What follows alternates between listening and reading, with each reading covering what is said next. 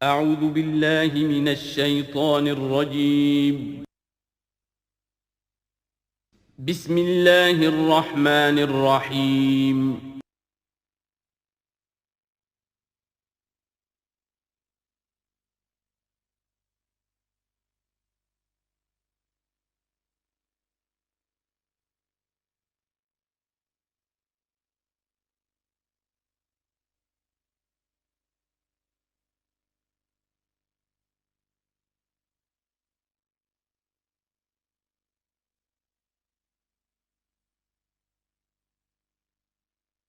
نحمده ونصلي على رسوله الكريم اما بعد فاعوذ بالله من الشيطان الرجيم بسم الله الرحمن الرحيم سيقول السفهاء من الناس ما ولاهم عن قبلتهم التي كانوا عليها قل لله المشرق والمغرب يهدي من يشاء الى صراط مستقيم صدق الله العظيم۔ اب یہ تحویل قبلہ کا مضمون براہ راست آ رہا ہے۔ اس کے لیے تمہیدی 2 رکوع ہم پڑھ چکے ہیں۔ حضرت ابراہیم کا تذکرہ جو معمار ہیں بیت اللہ کے، ابو الانبیاء ہیں، امام الناس ہیں، انہی کی ایک نسل بنی اسرائیل ہے، انہی کی ایک نسل بنی اسماعیل ہے۔ ان کا دین کیا تھا، اس کی بنیاد کیا تھی، انہوں نے اور خود ان کے پوتے حضرت یعقوب نے اپنی اولاد کو کس بات کی وصیت کی تھی، اب وہ اولاد مختلف پگڈنڈیوں پر چل کر کہاں کہاں پہنچ چکی ہے، یہ سارا پس منظر ہے اصل میں اس تحویل قبلہ کے لیے۔ اور تحویل قبلہ پر پورے 2 رکوع آ رہے ہیں۔ اس سے بسا اوقات یہ خیال پیدا ہوتا ہے، میرے ذہن میں بھی کبھی ہوتا تھا کہ یہ ایسی بڑی بات کیا تھی جس کے لیے قرآن مجید نے اتنے شد و مد کے ساتھ اور اس قدر تفصیل کے ساتھ بلکہ تکرار کے ساتھ بات کی۔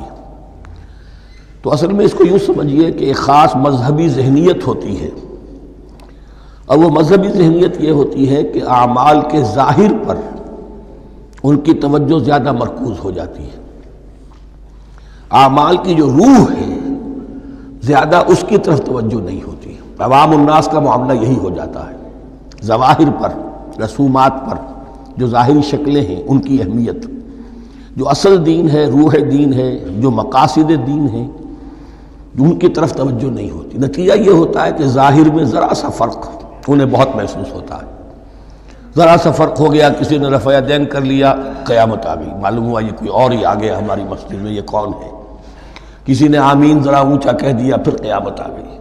یہ ساری چیزیں جو یہ خاص ایک ذہنیت ہوتی ہے، اس ذہنیت کے پس منظر میں یہ مسئلہ چھوٹا نہیں تھا۔ ایک تو یہ کہ جو قبائلی اور قومی پس منظر تھا اس کے حوالے سے سمجھیے، مکے میں جو لوگ ایمان لائے، ظاہر بات ہے ان سب کو عقیدت تھی خانہ کعبہ کے ساتھ، خود حضور کو تھی۔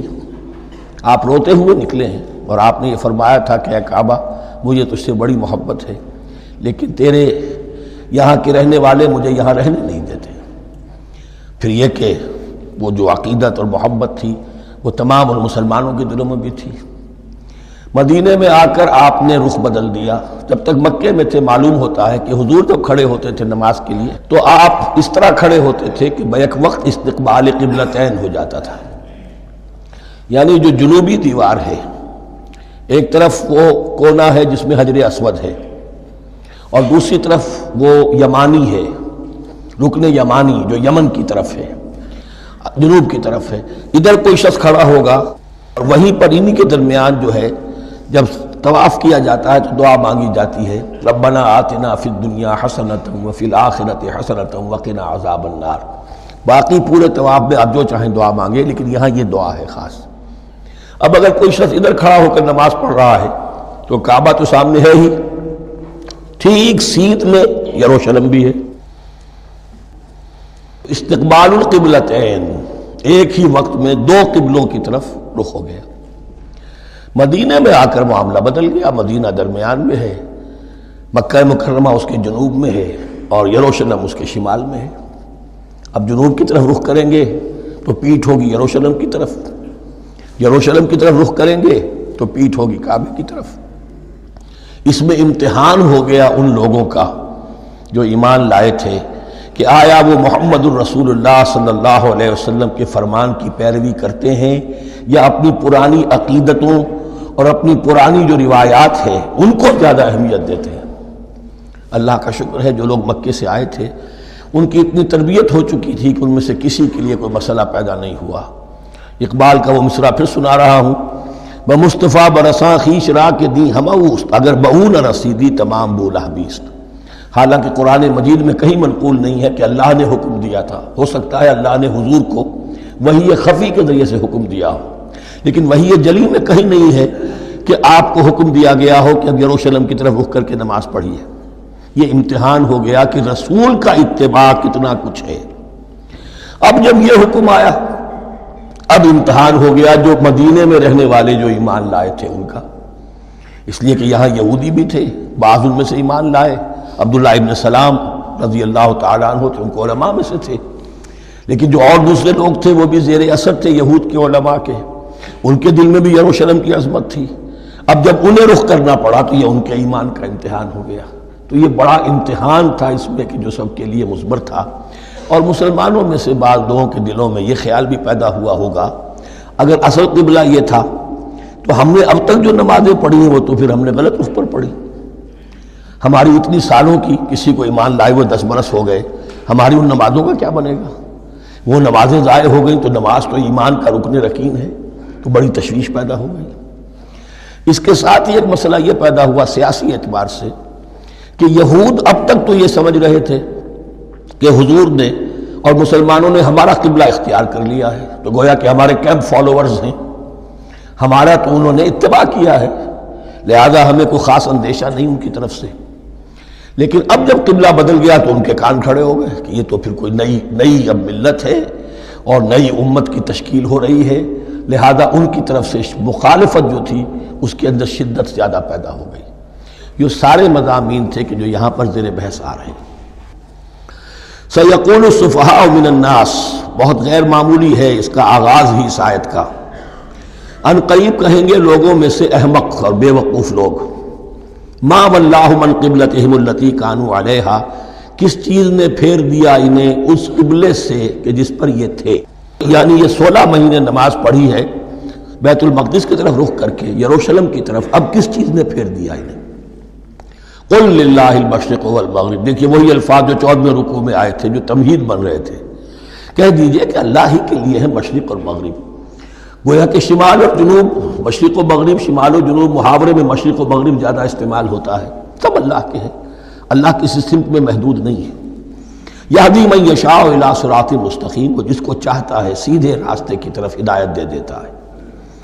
وَكَذَلِكَ جَعَلْنَاكُمْ، اب یہ خاص بات کہی جا رہی ہے، اے مسلمانوں تم اس تحویل قبلہ کو معمولی بات نہ سمجھو، یہ علامت ہے اس بات کی کہ اب تمہیں وہ حیثیت حاصل ہو گئی۔ وَكَذَلِكَ جَعَلْنَاكُمْ أُمَّةً وَسَطًا لِتَكُونُوا شُهَدَاءَ عَلَى النَّاسِ وَيَكُونَ الرَّسُولُ عَلَيْكُمْ شَهِيدًا، اب تمہارا فرض منصب یہ ہے کہ رسول نے جس دین کی گواہی تم پر دی ہے اپنے عمل سے، اپنے قول سے، اسی دین کی گواہی تمہیں دینی ہے اپنے قول سے اور اپنے عمل سے پوری نوع انسانی پر۔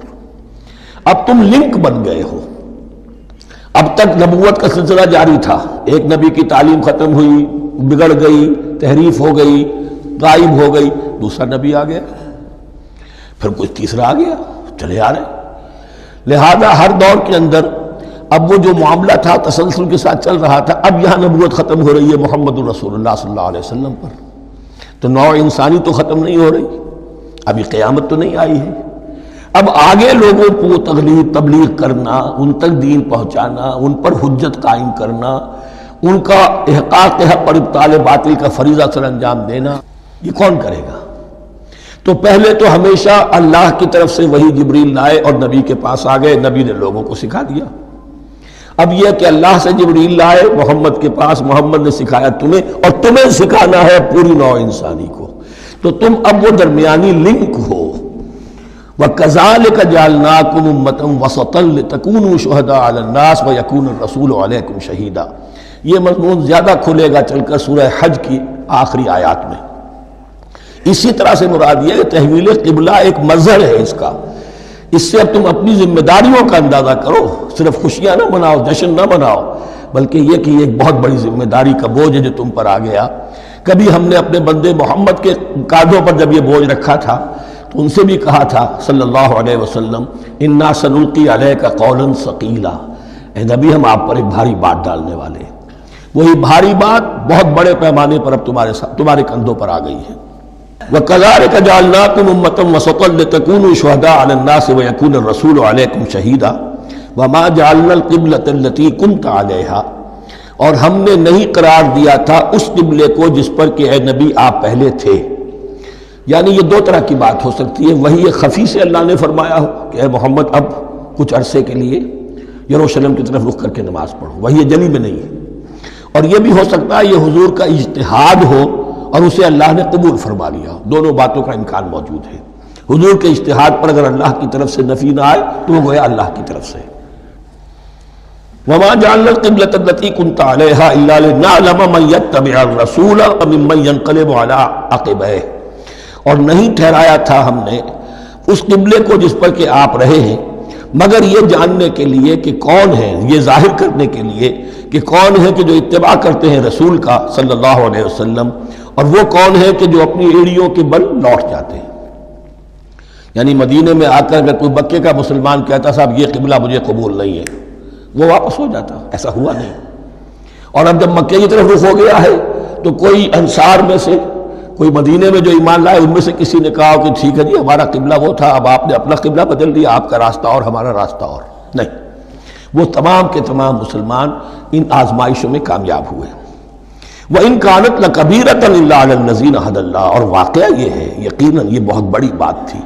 اس طرح قبلے کے اندر تبدیلی قبول کر لینا آسان بات نہیں ہوتی، بڑا حساس مسئلہ ہوتا ہے، مگر ان کے لیے کہ جن کو اللہ نے ہدایت دی۔ وَمَا كَانَ اللَّهُ لِيُضِيعَ إِيمَانَكُمْ، اور اللہ ہرگز تمہارے ایمان کو ضائع کرنے والا نہیں ہے۔ ایمان سے یہاں مراد نماز جو ہے الصلاۃ عماد الدین، وہ جو تشویش ہو گئی تھی کہ ہماری ان نمازوں کا کیا بنے گا جو ہم نے 16 مہینے پڑھی ہیں بیت المقدس کی طرف رخ کر کے۔ وَمَا كَانَ اللَّهُ لِيُضِيعَ إِيمَانَكُمْ، اس وقت وہ حکم تھا رسول کا، وہ اللہ کے ہاں مقبول ہے۔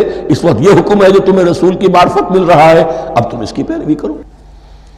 ان اللہ بالناس لرؤوف الرحیم، یقیناً اللہ تعالیٰ تو انسانوں کے حق میں بہت ہی شفیق ہے اور بہت ہی رحیم ہے۔ قد نرى تقلب وجهك في السماء، معلوم ہوتا ہے خود حضور کو انتظار تھا اس فیصلے کا، اور معلوم ہوتا ہے کہ آپ پر بھی شاخ گزر رہا تھا یہ وقفہ کہ جس میں نماز پڑھتے ہوئے پیٹھ ہو رہی تھی بیت اللہ کی طرف، تو آپ بار بار آپ کی نگاہیں آسمان کی طرف اٹھتی تھی کہ کب وحی آئے، کب جبرائیل حکم لے کر آئیں۔ قد نرى تقلب وجهك في السماء، اے نبی ہم نے آپ کے چہرے کا بار بار آسمان کی طرف اٹھنا دیکھ لیا ہے۔ فَلَنُوَلِّيَنَّكَ قِبْلَةً تَرْضَاهَا، اس آیت میں بڑی شفقت، بڑی محبت، بڑی عنایت ہے محمد الرسول اللہ صلی اللہ علیہ وسلم کے لیے اللہ کی طرف سے۔ تو ہم بدلے دیتے ہیں، پھیرے دیتے ہیں قبلہ جو آپ کو پسند ہے۔ ظاہر بات ہے کہ حضور کو جو محبت تھی اور جو بھی آپ کو ایک رشتہ قلبی تھا بیت اللہ کے ساتھ، فَلَنُوَلِّيَنَّكَ قِبْلَةً تَرْضَاهَا، ہم بدلے دیتے ہیں، بدل دیں گے قبلہ اسی طرف جو آپ کو پسند ہے۔ فَوَلِّ وَجْهَكَ شَطْرَ الْمَسْجِدِ الْحَرَامِ، تو بس اب پھیر دیجئے اپنے رخ کو مسجد حرام کے رخ پر۔ وَحَيْثُ مَا كُنْتُمْ، اور مسلمانوں جہاں کہیں بھی تم ہو، مدینے میں ہو یا کہیں اور ہو، مغرب میں ہو، شمال میں ہو، جنوب میں ہو، کہیں ہو، فَوَلُّوا وُجُوهَكُمْ شَطْرَهُ، تو اپنا چہرہ نماز میں اسی کے رخ پر پھیرو۔ وَإِنَّ الَّذِينَ أُوتُوا الْكِتَابَ لَيَعْلَمُونَ أَنَّهُ الْحَقُّ مِنْ رَبِّهِمْ، اور جن لوگوں کو کتاب دی گئی تھی وہ جانتے ہیں کہ یہ حق ہے ان کے پروردگار کی طرف سے۔ تورات میں بھی یہ مذکور تھا کہ اصل قبلہ ابراہیمی وہی تھا، اس لیے کہ یروشلم تو تعمیر کیا ہے حضرت ابراہیم سے کوئی 1000 سال کے بعد حضرت سلیمان نے۔ یہ جو بھی ہیکل سلیمانی ہے کم سے کم 1000 برس کا فصل ہے حضرت ابراہیم میں حضرت سلیمان میں۔ تو حضرت ابراہیم کا قبلہ کون سا تھا؟ تو وہ بھی مولانا امین احسن اصلاحی صاحب نے اردو میں ترجمہ کیا ہے مولانا حمید الدین فراہی کی کتاب کا، اور وہ بہت اہم ہے اس موضوع کو سمجھنے کے لیے۔ بہت سے مسلمان مفسرین نے بھی اس میں ٹھوکر کھائی ہے۔ ان الذین اوتوا الکتاب لیعلمون انہ الحق من ربہم وما اللہ بغافل عما یعملون، اور اللہ غافل نہیں ہے اس سے کہ جو وہ کر رہے ہیں۔ وَلَئِنْ أَتَيْتَ الَّذِينَ أُوتُوا الْكِتَابَ بِكُلِّ آیَةٍ مَا تَبِعُوا قِبْلَتَكَ، اے نبی آپ ان اہل کتاب کو اگر تمام دلائل بھی دے دیں گے، تمام نشانیاں بھی دکھا دیں گے، تب بھی یہ آپ کے قبلے کی پیروی نہیں کریں گے۔ وَمَا أَنْتَ بِتَابِعٍ قِبْلَتَهُمْ، اور نہ ہی اب آپ پیروی کرنے والے ہیں ان کے قبلے کی، یہ تو لکم دینکم ولی دین والا معاملہ ہو گیا۔ وَمَا بَعْضُهُمْ بِتَابِعٍ قِبْلَةَ بَعْضٍ، حد یہ ہے کہ یہ خود جو ہے آپس میں ایک دوسرے کے قبلے کی پیروی نہیں کرتے، یعنی نصارہ اور یہود اگرچہ یروشلم سب کا قبلہ ہے، لیکن عین یروشلم میں جا کر جو یہودی ہیں وہ مغربی گوشے کو اختیار کرتے تھے، مغرب کی طرف رخ کرتے تھے ہیکل سلیمانی میں، اور جو نصارہ ہے وہ مشرق کی طرف، اس لیے کہ حضرت مریم سلام علیہا نے جو اعتکاف کیا تھا مکانا شرقیہ، وہ جو مکان تھا ان کا جہاں اعتکاف تھا، جہاں فرشتہ ان کے پاس آیا ہے، وہ ہیکل کے کسی شرقی گوشے میں تھا، تو انہوں نے عیسائیوں نے اسی کو اپنا شرقی گوشے کو قبلہ بنا لیا۔ وَلَئِنِ اتَّبَعْتَ أَهْوَاءَهُمْ، اور اے نبی اگر بالفرض آپ نے ان کی خواہشات کی پیروی کی، من بعد ما جاءك من العلم، اس کے بعد کہ آپ کے پاس العلم صحیح علم آ چکا ہے، انک اذا لمن الظالمین، تو آپ بھی پھر ظلم کرنے والوں میں سے ہو جائیں گے، معاذ اللہ۔ الذین آتیناہم الکتاب یعرفونہ کما یعرفون ابناءہم، جن لوگوں کو ہم نے کتاب دی یعنی تورات اور انجیل کے جو صحیح ماننے والے ہیں، یہ نکتہ یہاں نوٹ کر لیجئے، تورات اور انجیل کے ماننے والوں میں سے غلط کاروں کے لیے مجہول کا صیغہ آتا ہے، اوت الکتابہ، جنہیں کتاب دی گئی تھی، اور جو ان میں سے ٹھیک تھے صحیح رخ پر تھے ان کے لیے معروف کا صیغہ ہوتا ہے جنہیں کتاب ہم نے دی تھی۔ یہ انداز جو ہے معروف اور مجہول کا، یہ آپ دیکھیں گے کہ فرق ہوگا، جہاں ان کی کسی غلط بات کا تذکرہ ہوگا الذین اوتوا الکتاب، اور جہاں اچھی بات کا تو وہاں یہ کہ جو آتیناہم الکتاب، الذین آتیناہم الکتاب یعرفونہ کما یعرفون ابناءہم، وہ ایسے ہی پہچانتے ہیں اس کو۔ ہو کی ضمیر قبلے کی طرف بھی ہے، اور ہو کی ضمیر محمد الرسول اللہ کی طرف بھی ہے، ہو کی ضمیر قرآن کی طرف بھی ہے، ایسے پہچانتے ہیں جیسے اپنے بیٹوں کو۔ وَإِنَّ فَرِيقًا مِّنْهُمْ، اور یقیناً ان میں سے ایک گروہ وہ ہے لَيَكْتُمُونَ الْحَقَّ وَهُمْ يَعْلَمُونَ، جو جانتے بوجھتے حق کو چھپاتے ہیں۔ الحق من ربک، یہ حق ہے آپ کے رب کی طرف سے، فلا تکونن من الممترین، تو آپ ہرگز نہ بنے شک کرنے والوں میں۔ یہ حضور سے خطاب ہو رہا ہے، اور حضور کی وساطت سے اصل میں ہر مسلمان سے خطاب ہو رہا ہے، یہ بات ان سے کہی جا رہی ہے کہ اس میں کوئی شک اپنے پاس مت آنے دو، یہ تو حق ہے تمہارے پروردگار کی طرف سے۔ وَلِكُلٍّ وِجْهَةٌ هُوَ مُوَلِّيهَا، ہر ایک کے لیے ہم نے ایک رخ معین کر دیا جس کی طرف کہ وہ رخ کرتا ہے۔ فَاسْتَبِقُوا الْخَيْرَاتِ، تو مسلمانوں تمہارے لیے ایک رخ تو ہم نے معین کر دیا بیت اللہ کا، ایک باطنی رخ کیا ہے؟ نیکیوں میں ایک دوسرے سے آگے بڑھنے کی کوشش کرو۔ ایک ہے ظاہر، نماز کا ظاہر ہے، آپ نے قبلے کی طرف رخ کر لیا ہے، آپ نے وضو کیا ہے، ایک نماز کا باطن ہے، خشوع ہے، خضوع ہے، حضور قلب حاصل ہے، رقت ہے، معلوم ہے کس کے سامنے حاضری ہے۔ اسی طریقے سے قبلہ ایک تو یہ ہے جو کہ کعبہ ہے، بیت اللہ ہے، ایک یہ فاستبقوا الخیرات، تم ہر نیکی کے اندر ایک دوسرے سے آگے بڑھنے کی کوشش کرو۔ اینما تکونوا یأتی بکم اللہ جمیعا، جہاں کہیں بھی ہوگے اللہ تم سب کو لے آئے گا، جمع کر دے گا۔ ان اللہ علی کل شیء قدیر، یقیناً اللہ تعالی ہر چیز پر قادر ہے۔ ومن حیث خرجت فول وجهک شطر المسجد الحرام، اور جدھر سے بھی آپ کا نکلنا ہو، کہیں سفر کریں، کہیں بھی جائیں، تو آپ اپنا رخ پھیر دیجئے مسجد حرام کی طرف۔ وَإِنَّهُ لَلْحَقُّ مِن رَبِّكَ، اور یہ یقیناً حق ہے آپ کے رب کی طرف سے۔ وَمَا اللَّهُ بِغَافِلٍ عَمَّا تَعْمَلُونَ، اور اللہ غافل نہیں اس سے کہ جو تم کر رہے ہو۔ یہاں بظاہر جو ہے کلام حضور سے ہے، اصل میں مسلمانوں سے خطاب ہے بواسطہ محمد صلی اللہ علیہ وسلم۔ وَمِنْ حَيْثُ خَرَجْتَ فَوَلِّ وَجْهَكَ شَطْرَ الْمَسْجِدِ الْحَرَامِ وَحَيْثُ مَا كُنْتُمْ فَوَلُّوا وُجُوهَكُمْ شَطْرَهُ، اور دیکھو جہاں بھی تم نکلو اپنا رخ کرو مسجد حرام کی طرف۔ امریکہ میں جاؤ تب بھی رخ ہوگا مسجد حرام کی طرف، روس میں جاؤ رخ تمہارا ہوگا مسجد حرام کی طرف۔ وَحَيْثُ مَا كُنْتُمْ، اور اے مسلمانوں جہاں کہیں بھی تم ہو، فَوَلُّوا وُجُوهَكُمْ شَطْرَهُ، تو اپنے چہروں کو پھیر دو اسی کے رخ پر۔ لِأَلَّا يَكُونَ لِلنَّاسِ عَلَيْكُمْ حُجَّةٌ، تاکہ نہ رہے لوگوں کے پاس تمہارے خلاف کوئی دلیل۔ اب اس بات کو سمجھ لیجئے کہ چونکہ تورات میں لکھا ہوا تھا کہ نبی آخر الزمان کا قبلہ کعبہ ہوگا، اگر حضور یہ قبلہ اختیار نہ کرتے تو علماء یہود حجت قائم کرتے مسلمانوں پر کہ دیکھو تورات میں تو یہ لکھا ہے اور انہوں نے وہ اختیار نہیں کیا. تو یہ گویا کہ ان کے اوپر اتمام حجت بھی ہو رہا ہے اور قطع عذر بھی ہو رہا ہے، ان کی حجت کی جڑ بھی کٹ رہی ہے. الا الذین ظلموا منہم، سوائے ان میں سے ان کے جو ظالم ہیں، اعتراض کرنے کے لیے لاکھ انہوں نے پھر بھی ہیلے بہانے بنائی لینے ہیں. فلا تخشوہم، تو اے مسلمانوں ان سے نہ ڈرو، واخشونی، مجھ سے ڈرو.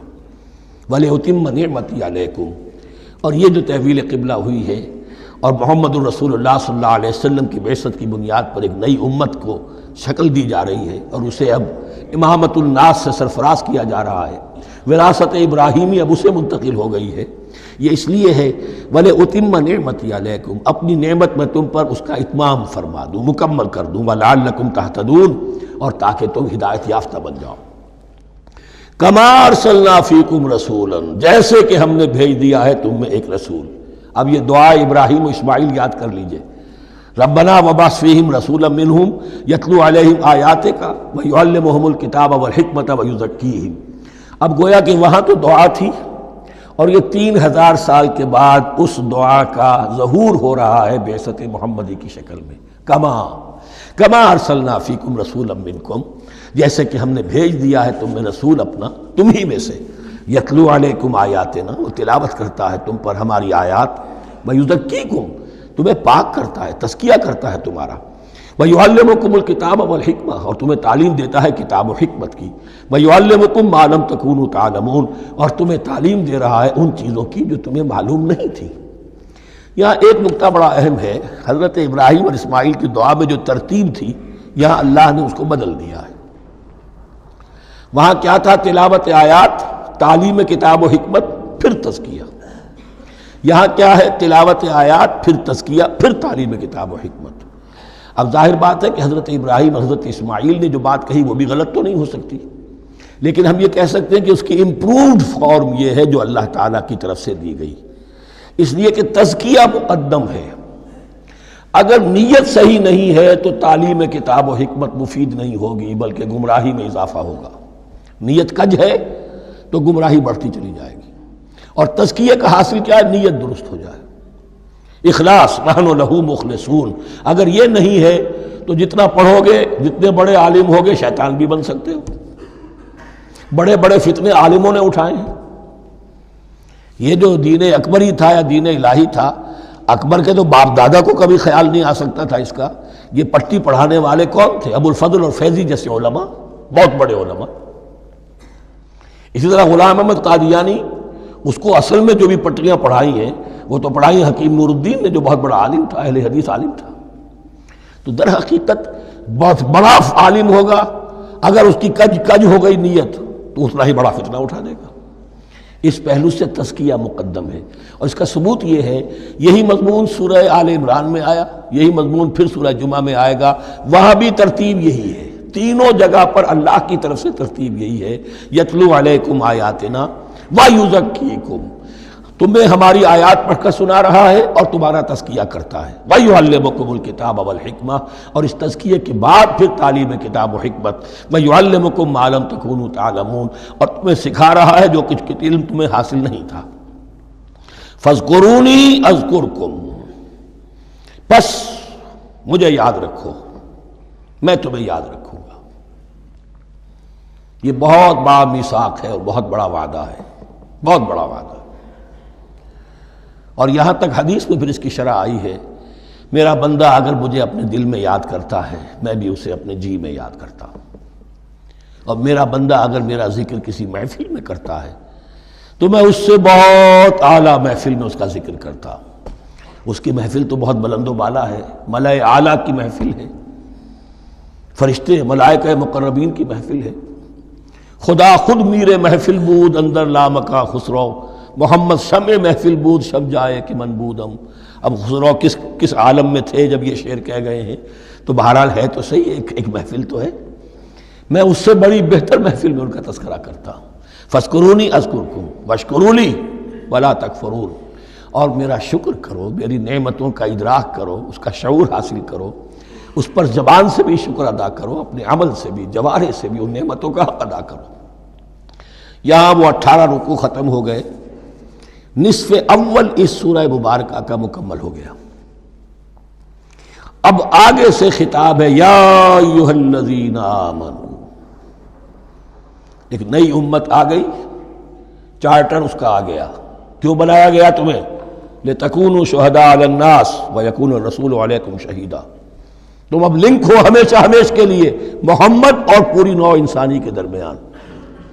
اسی لیے وہ حدیث بھی تو ہے جو علماء حق ہوتے ہیں ان کے بارے میں فرمایا علماء امتی کا انبیاء بنی اسرائیل، میری امت کے علماء کا مقام وہی ہے جو بنی اسرائیل کے علماء کا، اس لیے کہ اب نبوت تو ختم ہو گئی محمد پر صلی اللہ علیہ وسلم، لیکن یہ کتاب تو ہے، اس کا پہنچانا تو ہے، اس کو عام تو کرنا ہے، حجت تو قائم کرنی ہے، اور صرف تبلیغ سے نہیں عمل کر کے دکھانا ہے، وہ نظام قائم کر کے دکھانا ہے جو محمد عربی نے قائم کیا صلی اللہ علیہ وسلم، تب حجت قائم ہوگی۔ اس کے لیے تمہیں قربانیاں دینی ہوں گی، مشکلیں جھیلنی ہوں گی، جان و مال کا نقصان برداشت کرنا ہوگا، آرام سے گھر بیٹھے ٹھنڈے پیٹوں کفر جگہ نہیں چھوڑ دے گا اور حق نہیں آ جائے گا، کفر کو ہٹانے کے لیے اور باطل کو ختم کرنے کے لیے اور حق کو قائم کرنے کے لیے تن من دھن تمہیں لگانے ہوں گے۔ اب دیکھیے وہ قول آ رہی ہے یا ایھا الذین آمنوا استعینوا بالصبر والصلاۃ، یہی وہ الفاظ تھے کہ وہ جو 7 آیتیں تھیں جن کو میں نے کہا تھا خطاب میں بنی اسرائیل میں وہ بمنزلہ فاتحہ ہیں، ان میں الفاظ آئے تھے واستعینوا بالصبر والصلاۃ وانھا لکبیرۃ الا علی الخاشعین الذین یظنون انہم ملاقو ربہم وانہم الیہ راجعون۔ اب وہی خطاب یہاں ہو رہا ہے یا ایھا الذین آمنوا استعینوا بالصبر والصلاۃ، یہ میں بیان وہاں کر چکا ہوں، ان اللہ مع الصابرین، جان لو کہ اللہ صبر کرنے والوں کے ساتھ ہے۔ اس بیعت سے کیا مراد ہے؟ ایک بات تو متفق علیہ ہے، اللہ کی مدد، اللہ کی تائید، اللہ کی نصرت ان کے شامل حال ہے۔ باقی یہ کہ اللہ تعالیٰ جہاں کہیں بھی ہم ہیں ہمارے ساتھ ہے، کس طرح ہے یہ ہم نہیں جانتے، لیکن یہ فرمایا اس نے کہ میں تو تمہاری دگے جان سے بھی زیادہ قریب ہوں۔ وَلَا تَقُولُوا لِمَنْ يُقْتَلُ فِي سَبِيلِ اللَّهِ أَمْوَاتٌ، اب پہلے ہی قدم پر قتل کی بات آ گئی۔ شرط اول قدم این است کہ مجنوں باشی، پہلا قدم یہ ہے جانے دینے کے لیے تیار ہو جاؤ۔ وَلَا تَقُولُوا لِمَنْ يُقْتَلُ فِي سَبِيلِ اللَّهِ أَمْوَاتٌ، مت کہو ان کو کہ جو اللہ کی راہ میں قتل ہو جائیں مردہ، وہ مردہ نہیں ہے، بل احیاء، وہ زندہ ہے، وَلَٰكِن لَا تَشْعُرُونَ، لیکن تمہیں اس کا شعور نہیں ہے۔ شہداء جو اللہ کی راہ میں قتل ہو جائیں ان کے لیے یوم آخر تک کا انتظار نہیں ہے، ان کو براہ راست جنت میں داخلہ ملتا ہے۔ قیل ادخل الجنہ قال یا لیت قومی یعلمون بما غفر لی ربی وجعلنی من المکرمین، وہاں تاخیر نہیں ہے، لہذا وہ تو زندہ ہیں۔ یہی مضمون پھر آئے گا سورہ آل عمران میں اور زیادہ نکھر کر، وَلَنَبْلُوَنَّكُمْ بِشَيْءٍ مِّنَ الْخَوْفِ وَالْجُوعِ۔ اب یہ ہے کہ پہلے سے دکھا دیا، اللہ تعالیٰ دھوکہ نہیں دینا چاہتا۔ دیکھ لو جس راہ میں قدم رکھا ہے اب آزمائشیں آئیں گی، تکلیفیں آئیں گی، رشتہ دار ناراض ہوں گے، بیوی شوہر سے لڑے گی، شوہر بیوی سے لڑے گا، اولاد والدین سے جدا ہوگی، یہ سب کچھ ہوگا، فساد ہوگا، فتور ہوگا، تصادم ہوگا، جان و مال کا نقصان ہوگا۔ وَلَنَبْلُوَنَّكُمْ، ہم لازماً آزمائیں گے تمہیں، بِشَيْءٍ مِّنَ الْخَوْفِ، خوف کی کیفیت سے، وَالْجُوعِ، بھوک، فاقے، کیسے کیسے فاقے آئے ہیں، کیا ہوا ہے غزوہ احزاب میں، کیا ہوا ہے جو اس سے بعد جو جیش العسرہ ہے، تبوک کی جنگ ہے، وَنَقْصٍ مِّنَ الْأَمْوَالِ وَالْأَنفُسِ وَالثَّمَرَاتِ، اور نقصانات ہوں گے مالی بھی جانی بھی، اور ثمرات۔ اب ثمرات یہاں دو معنی دے رہا ہے، چونکہ مدینے والوں کی جو تھی اصل جو ان کی معیشت تھی وہ زرعی تھی، پھل، خاص طور پر کھجور، یہ ان کی پیداوار تھی، جسے آج کل آپ کہتے ہیں کیش کراپ جو ہے ان کی، وہ یہ تھی۔ اب ایسا بھی ہوگا کہ فصل تیار کھڑی ہے، اگر اسے اتارا نہ کھجور سے تو ضائع ہو جائے گی، اور ادھر سے تبوک کا حکم آ گیا نکلو اللہ کی راہ، یہ ساری فصل ضائع ہو جائے گی۔ امتحان ہو گیا کہ نہیں؟ اور اس کے علاوہ ایک اور ہے اس کا مفہوم، انسان کچھ بہت محنت کرتا ہے، جد و جہد کرتا ہے، کیریئر بناتا ہے، اپنا ایک مقام بنا لیتا ہے اس کیریئر میں، اس پروفیشن میں، اس راستے پر آتا ہے تو کچھ اور ہی شکل اختیار کرنی پڑتی ہے۔ وہ تجارت کے زمانے میں جو محنت کی تھی، وہ کیریئر کو اب جمانے میں جو محنت کی تھی، وہ سارا کا سارا معاملہ جو ہے وہ کھو کر پھر اس وادی میں آنا پڑتا ہے۔ وَلَنَبْلُوَنَّكُمْ، یہ بھی ثمرات ہیں نا، محنت کے ثمرات۔ وَلَنَبْلُوَنَّكُمْ بِشَيْءٍ مِّنَ الْخَوْفِ وَالْجُوعِ وَنَقْصٍ مِّنَ الْأَمْوَالِ وَالْأَنفُسِ وَالثَّمَرَاتِ وَبَشِّرِ الصَّابِرِينَ، اور اے نبی بشارت دیجئے صابروں کو، صبر کرنے والوں کو۔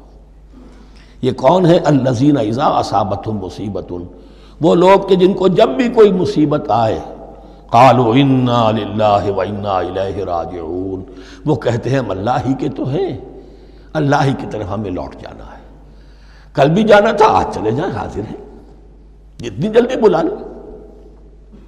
نشان مرد مومن باتوں گویم، جو مرگ آیا تبسم مر لبے اوست، مرد مومن کی تو نشانی یہی ہے کہ جب موت آئے تو مسرت کے ساتھ اس کے چہرے پر، اس کے ہونٹوں پر مسکراہٹ ہو۔ یہی جو میں نے کہا تھا لٹمس ٹیسٹ یہ ہے کہ بندہ مومن اس دنیا میں زیادہ رہنے کی خواہش نہیں کر سکتا۔ لائف از اے لائبلٹی، جو لمحہ آ رہا ہے اس کا حساب دینا ہوگا، تو جتنی عمر بڑھ رہی ہے حساب بڑھ رہا ہے۔ It's not an asset, it's a liability. اور الدنیا سجن المومن و جنت الکافر، یہ تو مومن کے لیے ایک قید خانہ ہے، ہاں کافروں کی جنت ہے۔ وَبَشِّرِ الصَّابِرِينَ الَّذِينَ إِذَا أَصَابَتْهُمْ مُصِيبَةٌ قَالُوا إِنَّا لِلَّهِ وَإِنَّا إِلَيْهِ رَاجِعُونَ أُولَٰئِكَ عَلَيْهِمْ صَلَوَاتٌ مِّن رَّبِّهِمْ وَرَحْمَةٌ، یہ ہیں وہ لوگ کہ جن پر ہر وقت اللہ کی عنایتوں کا نزول ہوتا رہتا ہے اور رحمت کی بارش ہوتی رہتی ہے۔ وَأُولَٰئِكَ هُمُ الْمُهْتَدُونَ، اور یہی لوگ ہیں ہدایت یافتہ، جنہوں نے واقعتاً ہدایت کو اختیار کیا ہے۔ اور جو ایسے مرحلے پر ٹھٹک کر کھڑے رہ جائیں، پیچھے رہ جائیں، پیچھے بیٹھ جائیں، پیٹھ موڑ لیں، وہ گویا کہ ختم ہوا ان کا معاملہ۔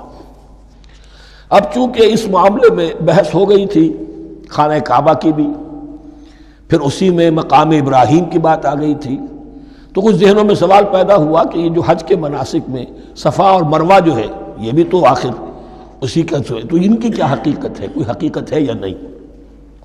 فرمایا ان الصفا والمروہ من شعائر اللہ، یہ بھی اللہ کے شاعر میں سے ہے۔ شاعر کسے کہتے ہیں؟ وہ چیز جو شعور بخشے، تو وہ چیزیں کہ جن کے ساتھ اولو العزم پیغمبروں یا اولو العزم انسانوں، اولو العزم اولیاء اللہ کے کچھ حالات و واقعات کا کوئی ذہنی سلسلہ قائم ہوتا ہو، وہ گویا کہ شعور دلانے والے ہوتے ہیں، یاد دلانے والے ہوتے ہیں، اللہ تعالیٰ کی طرف ذہن کو لے جانے والے ہوتے ہیں، اس اعتبار سے شاعر۔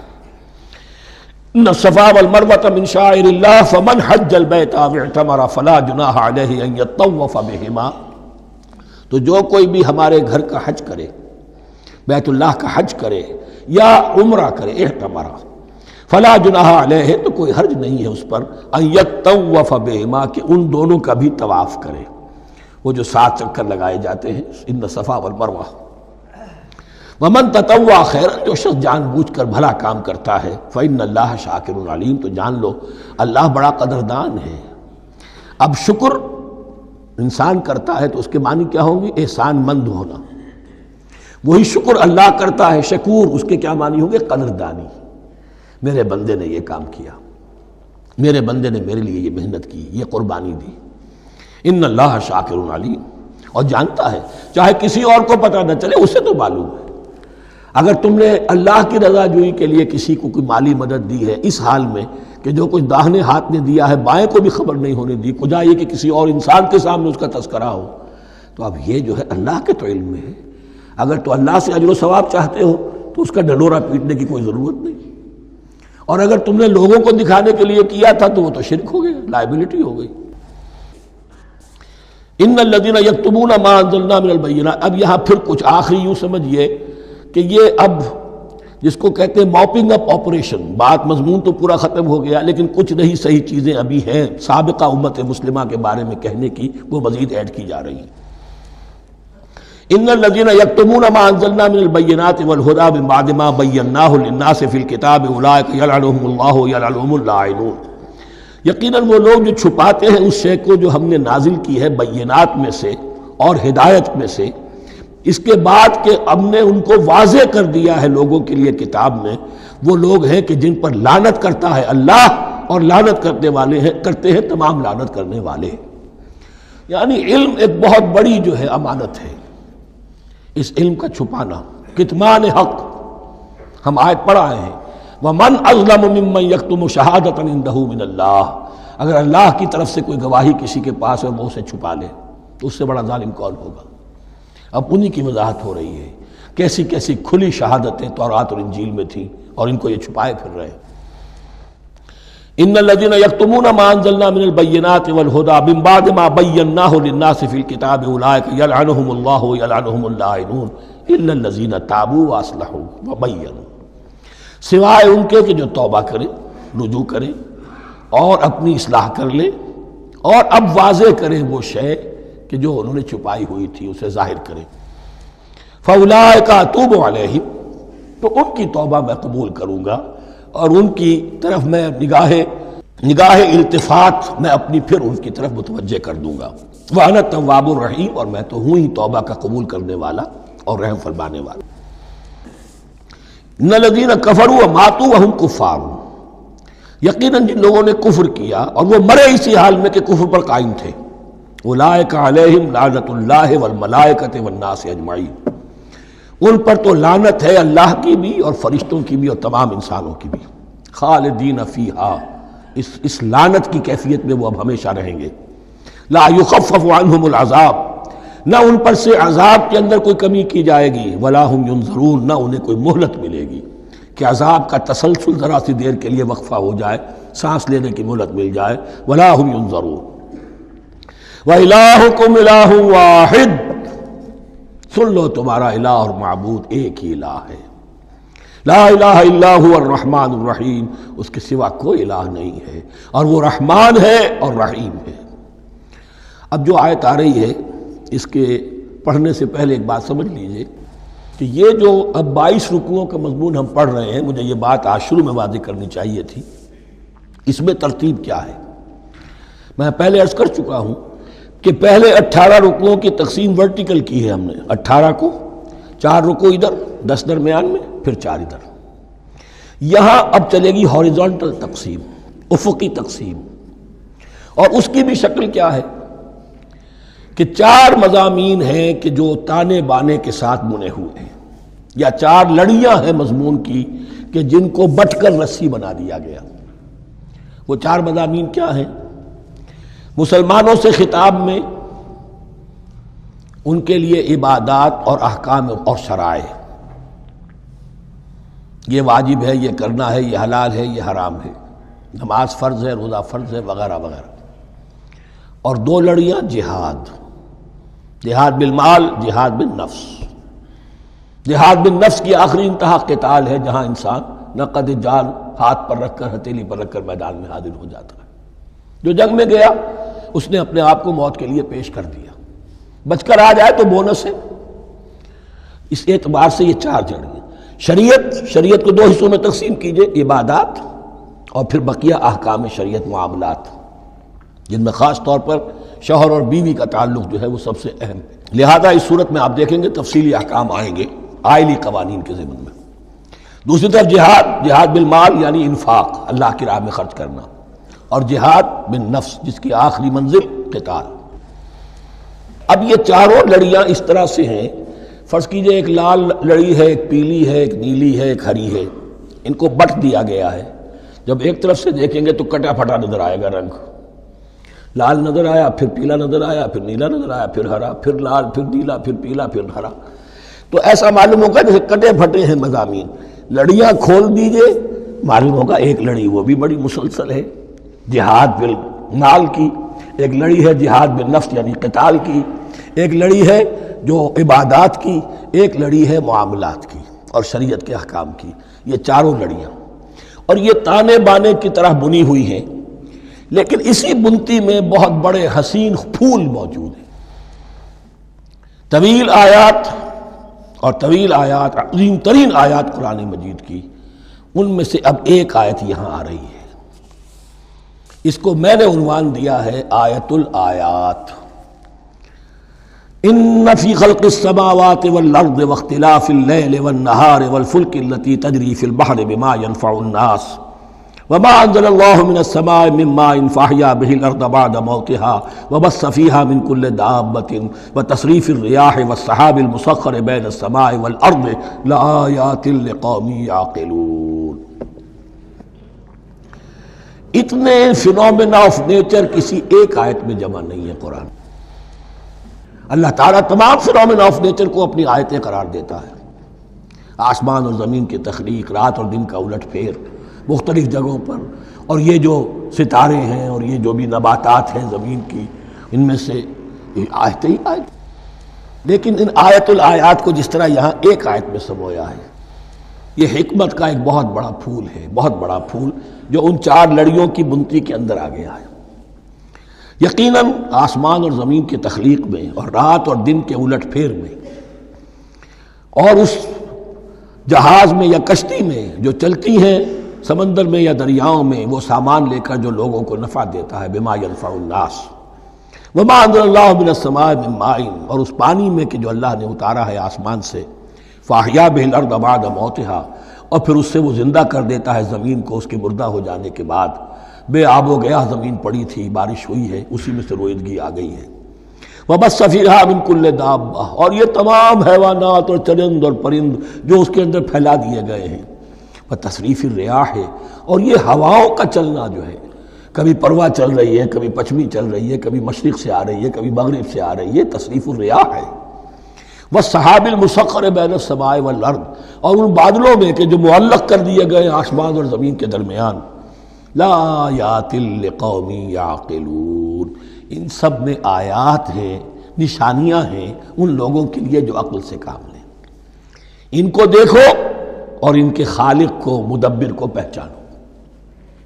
آیات ہیں، اور ان کے آیات کے پہچاننے کا جو عملی نتیجہ نکلنا چاہیے، اور جس کو عام طور پر لوگ نہیں پہنچ پاتے جس تک، اب اگلی آیت میں اس کا تذکرہ ہے۔ نتیجہ تو نکلنا یہ چاہیے کہ پھر محبوب اللہ ہی ہو، شکر اسی کا ہو، اطاعت اسی کی ہو، عبادت اسی کی ہو۔ جب سورج میں کچھ نہیں، یہ تو اللہ نے اس کو بنایا ہے، یہ حرارت جو ہے اللہ نے دی ہے، چاند میں کچھ نہیں، ہوائیں چلانے والا کوئی وہی تو ہے۔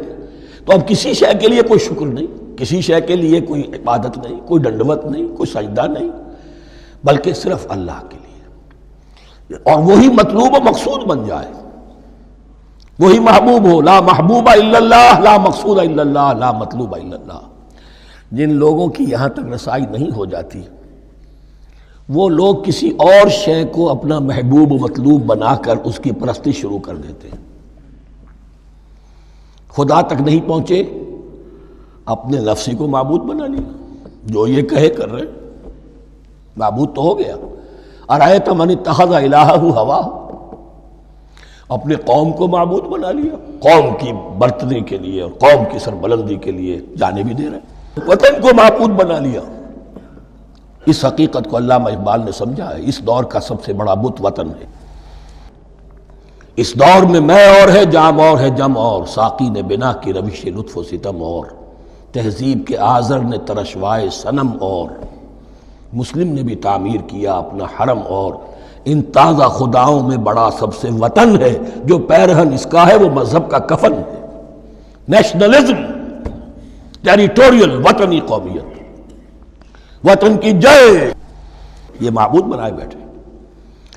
تو اب یہاں سنیے، وَمِنَ النَّاسِ، اور لوگوں میں سے کچھ ایسے بھی ہیں، مَن يَتَّخِذُ مِن دُونِ اللَّهِ أَندَادًا، جو اللہ کو چھوڑ کر کچھ اور چیزوں کو اس کا مد مقابل بنا دیتے ہیں۔ وطن کو بنا لیا، قوم کو بنا لیا، ہیومنزم، انسانیت، نوع انسانی، ہم اس کے خدمتگار ہیں، ہم اس کی بہتری کے لیے کام کر رہے ہیں، یہ بھی ایک معبود بن گیا۔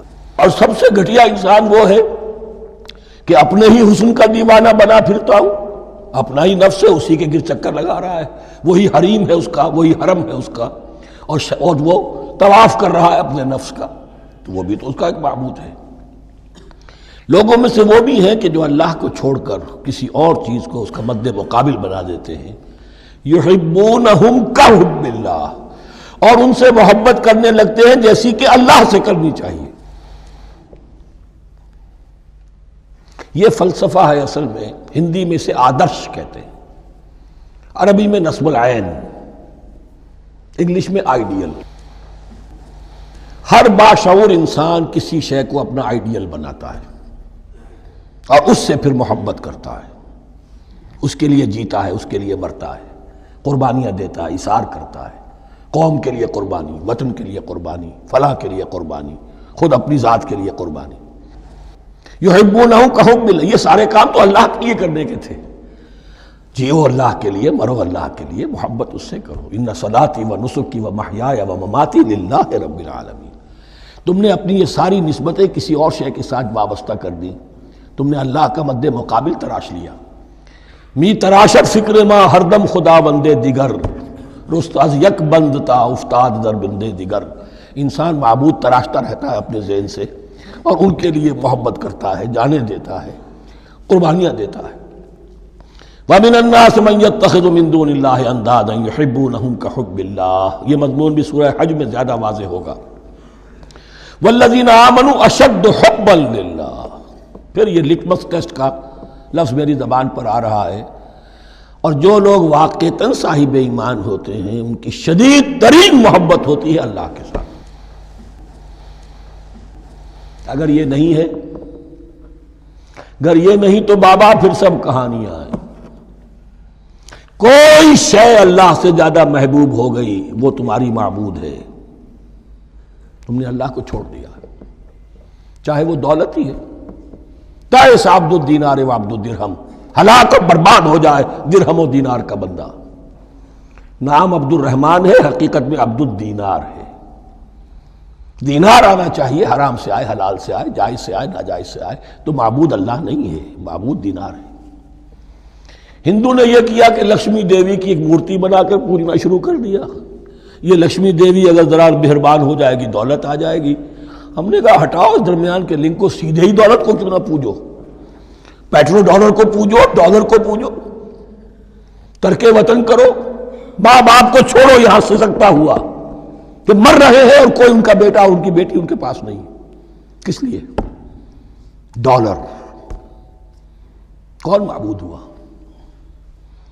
وَمِنَ النَّاسِ مَن يَتَّخِذُ مِن دُونِ اللَّهِ أَندَادًا يُحِبُّونَهُمْ كَحُبِّ اللَّهِ وَالَّذِينَ آمَنُوا أَشَدُّ حُبًّا لِلَّهِ وَلَوْ يَرَى الَّذِينَ ظَلَمُوا إِذْ يَرَوْنَ الْعَذَابَ أَنَّ الْقُوَّةَ لِلَّهِ جَمِيعًا، اور کاش کہ دیکھ لیتے یہ لوگ جو اس شرک میں اور اس گناہ میں مبتلا ہیں، ظلم شرک کے معنی، جب وہ دیکھیں گے عذاب کو اور یہ بات واضح ہو جائے گی کہ قوت تو ساری کی ساری اللہ کے ہاتھ میں ہے، کسی کے پاس کچھ نہیں۔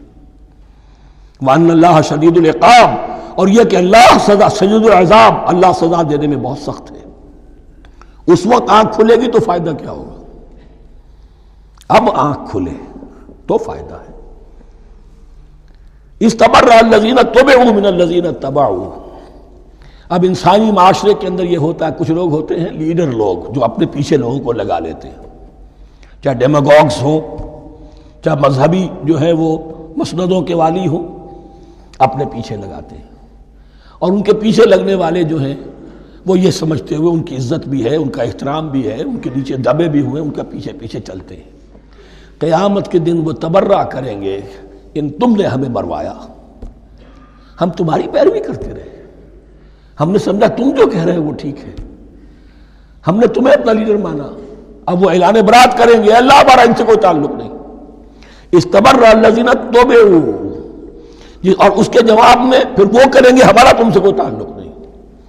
اس روز کے جن لوگوں کا اتباع کیا گیا تھا دنیا میں، لیڈر لوگ، وہ ان لوگوں سے جنہوں نے پیروی کی تھی ان سے تبرہ کریں گے۔ وَرَأَوُا الْعَذَابَ وَتَقَطَّعَتْ بِهِمُ الْأَسْبَابُ، اور وہ دیکھ لیں گے عذاب کو، نگاہوں کے سامنے جہنم آ جائے گی اور تمام رشتے منقطع ہو جائیں گے۔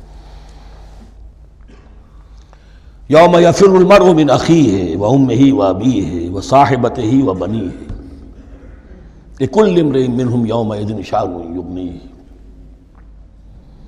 یود المجرم لو یفتدی من عذاب یومئذ ببنیہ وصاحبتہ واخیہ وفصیلتہ التی تؤویہ ومن فی الارض جمیعا ثم ینجیہ۔ ہر انسان چاہے گا میرے باپ کو، بیٹے کو، بھائی کو، ماں کو، بیوی کو، اولاد کو، تمام انسانوں کو چھوڑ دو جہنم میں، خدا کے لیے کسی طرح مجھے بچا لو۔ تقطعت بہم الاسباب، سارے رشتے منقطع ہو جائیں گے، جن رشتوں کی وجہ سے حرام کو حلال اور حلال کو حرام کر رہے ہو، جن کی دلجوئی کے لیے حرام کی کمائی کرتے ہو، جن کی دلجوئی کے لیے دین کے راستے سے آگے نہیں بڑھ رہے ہو، دین کے راستے میں بیوی ناراض نہ ہو جائے، گھر والے ناراض نہ ہو جائیں. بتقطعت بهم الاسباب، یہ سارے رشتے یہیں تک کے لیے ختم ہو جائیں.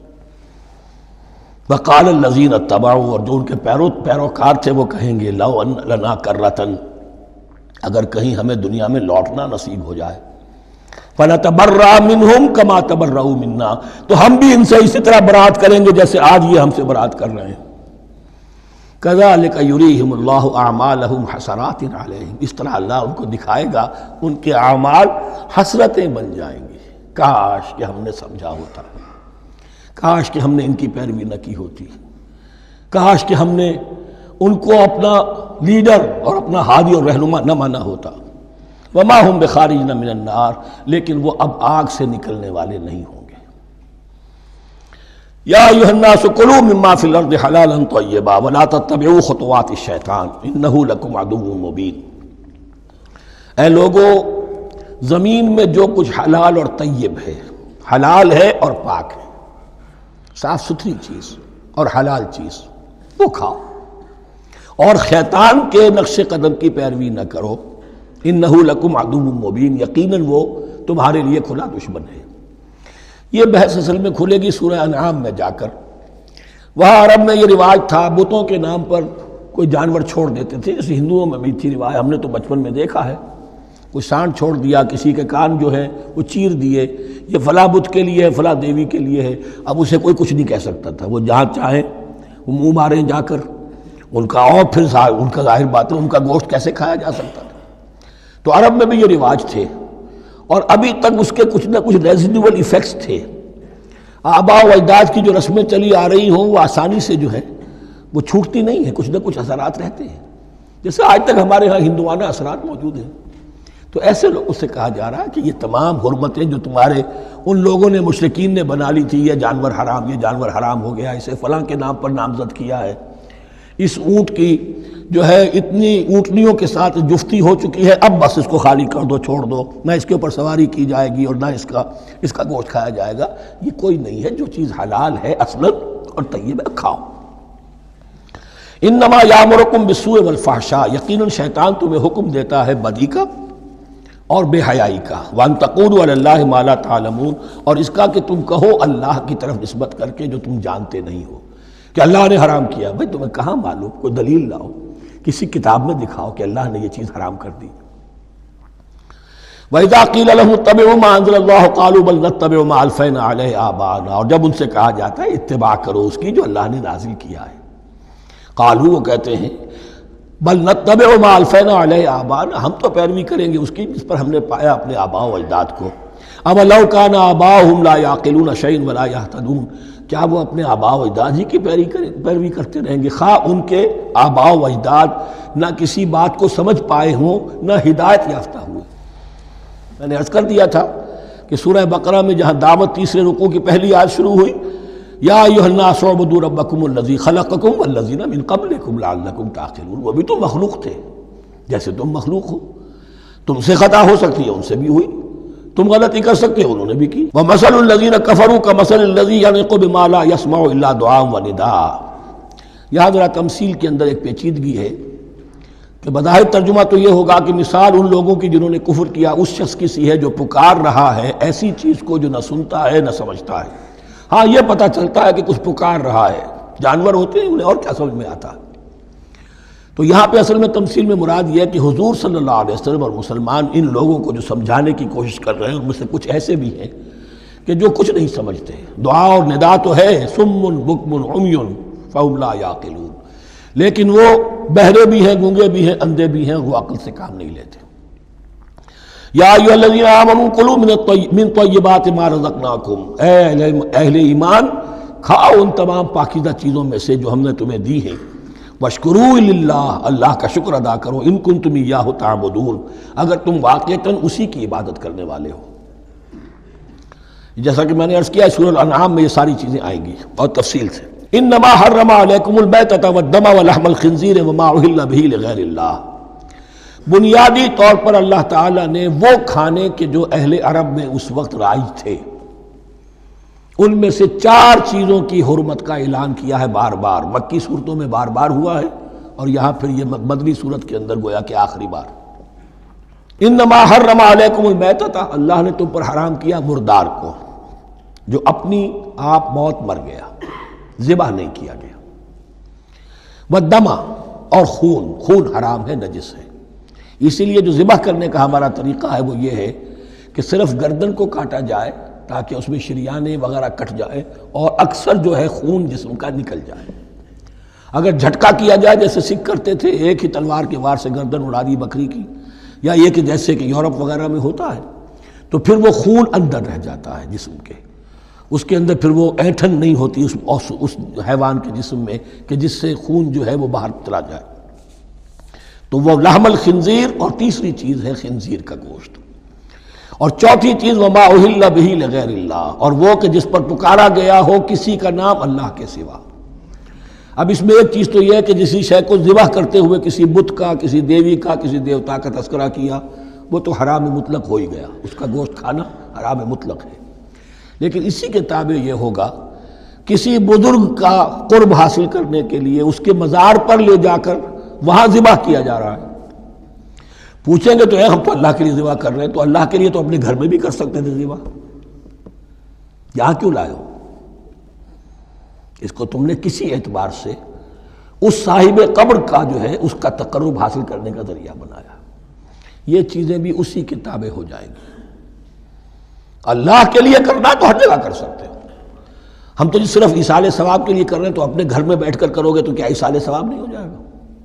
ٹھیک ہے اللہ، ہم یہ خرچ کر رہے ہیں، ہم نے یہ جانور ذبح کیا ہے تیرے لیے، اس کا ثواب جو ہے فلاں کو پہنچا دے۔ یہ ہے 4 چیزیں بنیادی طور پر۔ فمن اضطر غیر باغ ولا عاد، ان میں بھی ایک رعایت ہے، اگر کوئی مضطر ہو گیا ہے، مجبور ہو گیا ہے، جان نکل رہی ہے اور کوئی شے کھانے کو نہیں، لیکن 2 شرطیں پوری ہو، غیر باغ ولا عاد، وہ اس حرام کی طرف رغبت نہ رکھتا ہو، اور نہ جو ناگزیر حد ہے جان بچانے کی اس سے آگے بڑھے۔ صرف جان بچانے کے لیے مردار کا گوشت بھی کھا سکتا ہے، سور کا گوشت بھی کھا سکتا ہے، جو بھی چاہے جان بچانے کے لیے، یہ رخصت ہے، لیکن اس شے کی طرف کوئی رغبت اور میلان طبیعت میں نہ ہو۔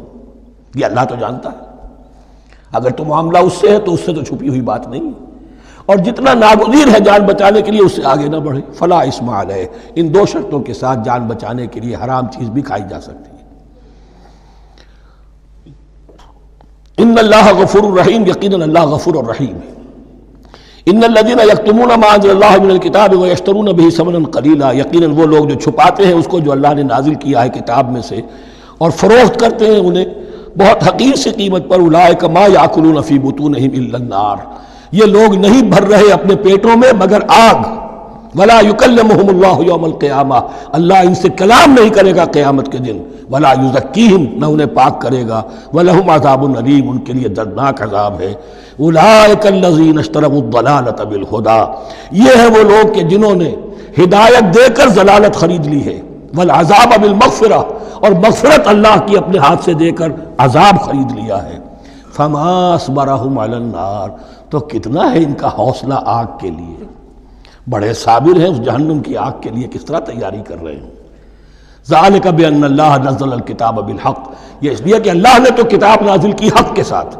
وان الذین اختلفوا فی الکتاب لفی شقاق بعید، اور یقیناً جن لوگوں نے کتاب اور شریعت میں پھر یہ پگڈنڈیاں نکالی اختلاف کی، وہ بڑی ہی دشمنی میں اور بڑی ہی شقاوت کے اندر مبتلا ہو گئے۔ بارک اللہ لی ولکم فی القرآن العظیم ونفعنی وإیاکم بالآیات والذکر الحکیم۔